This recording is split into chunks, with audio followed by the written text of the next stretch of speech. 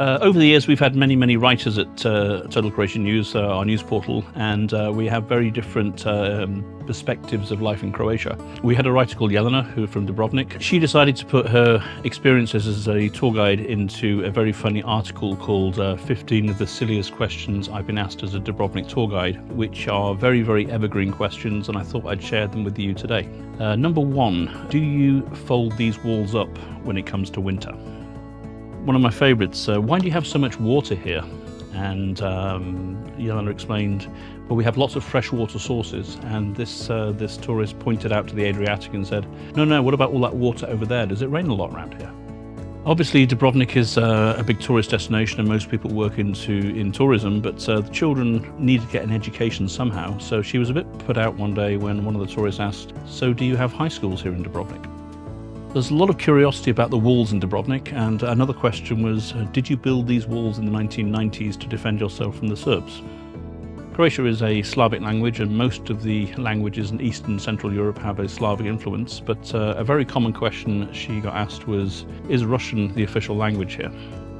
Number 6 is a great example of a little bit of misunderstanding. So if you drive along from Split to Dubrovnik, you pass the Bay of Ston, which is famous for its oysters, and then you go down to Neum in Bosnia and you have all these mussels growing. And the question was, I thought the Adriatic Sea was supposed to be so pristine. Why is the Bay of Ston full of trash? Number 7, can Serbs cross the border now? Number 8, we sat in front of the Church of St. Blaise and the drinks were really expensive, to which Jelena replied, perhaps try sitting behind the Church of St. Blaise. Number 9, I paid 30 euros for a room in Dubrovnik and I didn't get a sea view, to which she replied that she paid once 30 euros for a hostel in Paris and she didn't get to see the Eiffel Tower. Adventure tourism is a big thing in Croatia, but you'd have to be fairly adventurous to go on this journey. The question was, is it possible to cross the bay by kayak to reach Italy? To which the answer is, nothing is impossible. I've had this so many times in my time here as well. I once met a girl called Ivana from Split who had long brown hair.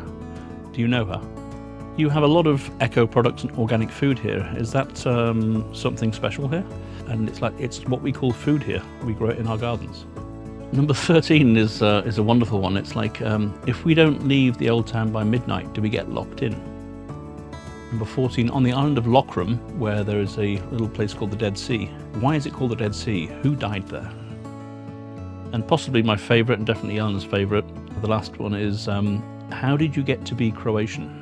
To which the answer, I suppose, is that Swiss citizenship was twice the price. We love tourists, but also it's kind of fun just to be able to laugh at some of the questions I get asked at times.